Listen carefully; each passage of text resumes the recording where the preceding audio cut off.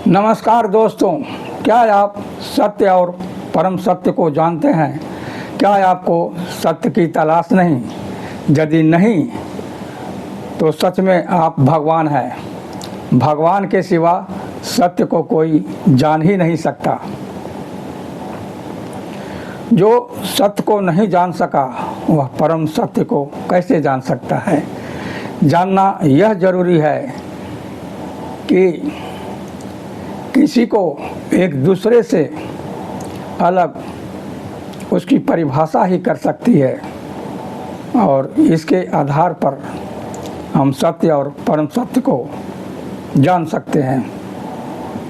तो चलिए बिना देरी के वीडियो शुरू करते हैं और जानते हैं कि सत्य किसे कहते हैं। सत्य की जानकारी तो आपको पहले से ही है। सत्य जो है जिसकी नवीनता सदैव बनी रहती है, जिसको हम मेरा नहीं कह सकते। और सबसे बड़ी बात है कि सत्य जो है अव्यय है, अपरिहार्य है, अभिभूत, विभू, इस तरह की जिसमें विशेषता है उसको हम सत्य कहते हैं। और सत्य है क्या, इसका थोड़ा महत्व है और इसकी जानकारी जरूरी है कि सत्य है क्या। तो स्वतंत्र अस्तित्व वाला तत्व तथा उस तत्व के साथ जिसका अन्योन्याश्रय संबंध है वही सत्य है। अब ये समझिए, स्वतंत्र अस्तित्व वाला तत्व क्या है? वो आत्मा है। सजीव प्राणी के भीतर आत्मा होती है और सजीव प्राणी का अपना कोई स्वतंत्र अस्तित्व होता है तो शरीर का नहीं होता है, वो आत्मा का ही स्वतंत्र अस्तित्व है। और आत्मा का जो संबंध है अन्योन्याश्रय संबंध, वो किस किस के साथ है? तो वो जन्म के साथ है, मृत्यु के साथ है, शरीर के साथ है, संसार के साथ है। जहाँ आत्मा है तो वो शरीर धारण करेगी ही, तो उसका शरीर होगा और शरीर की मृत्यु होगी तो फिर उसका पुनर्जन्म होगा। और ये सब जो है, शरीर सामने आ गया, संसार भी। तो आत्मा का जो है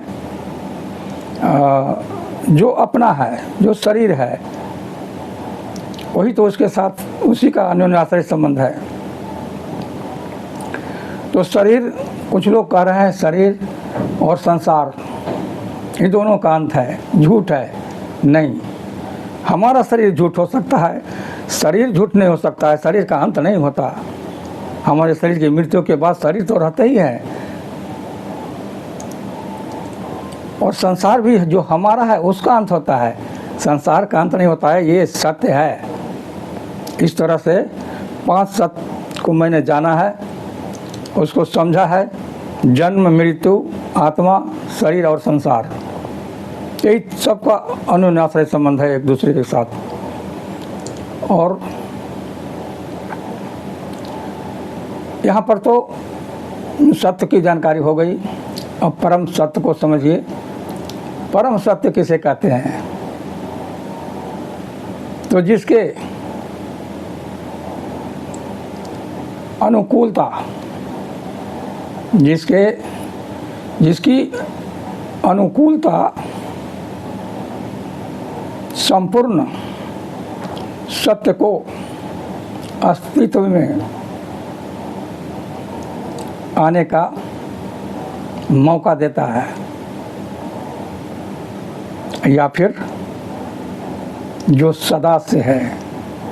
सदा से है के मतलब ब्रह्मांड के पूर्व है और ब्रह्मांड के बाद भी है, यानी सदा से है ही। और उसको अस्तित्व में आने का मौका माहौल की अनुकूलता के कारण उसे मिली है। अनुकूल माहौल तो संयोग से मिलता है, और जिसको हम कहते हैं ब्रह्मांड की उत्पत्ति, तो अनुकूल माहौल के कारण ही वो अस्तित्व में आया। पहले से भी है, आज भी है, लेकिन वो अस्तित्व में नहीं था। अस्तित्व का अर्थ है अस्थि जोड़ तत्व। अस्थि माने है, और तत्व वो तत्व है लेकिन अस्तित्व में नहीं है। लेकिन अनुकूल माहौल के कारण जब वो अस्तित्व में आया तो फिर क्रियाएं शुरू होगी, जो बताए पहले भी है। तो इस तरह से ये परम सत्य है जो सदा से है, और परम सत्य यही हुआ जिसके कारण संपूर्ण सत्य को अस्तित्व में आने का मौका मिला। वही सदा से है। और परम सत्य है क्या? तो परम सत्य ब्रह्मांड या फिर सत्य की श्रेष्ठता ही परम सत्य है। माने सत्य में जो श्रेष्ठ है वो परम सत्य है। तो सत्य में श्रेष्ठ क्या है? ब्रह्मांड है। ब्रह्मांड के बाद ही सारे सत्य की जो है, सारे सत्य अस्तित्व में आए हैं। तो ब्रह्मांड परम सत्य हुआ, और ये सत्य परम सत्य का जो संबंध है ठीक उसी तरह से है जिस तरह से आत्मा और परमात्मा का है। परमात्मा के भीतर भी आत्मा की बात आई, और आत्मा तो हम कह ही रहे हैं। तो परम आत्मा, परमात्मा, परम मतलब महान, दिव्य, श्रेष्ठ, वो आत्मा जिसके पास जो चेतन आत्मा है वो परमात्मा है। वही परमात्मा है, चेतन आत्मा, ज्ञान युक्त और प्राण युक्त है। हम कहाँ ज्ञान युक्त प्राण युक्त है? नहीं है। तो हमारे भीतर आत्मा है, लेकिन परमात्मा जो है चेतन आत्मा होती है परमात्मा के पास।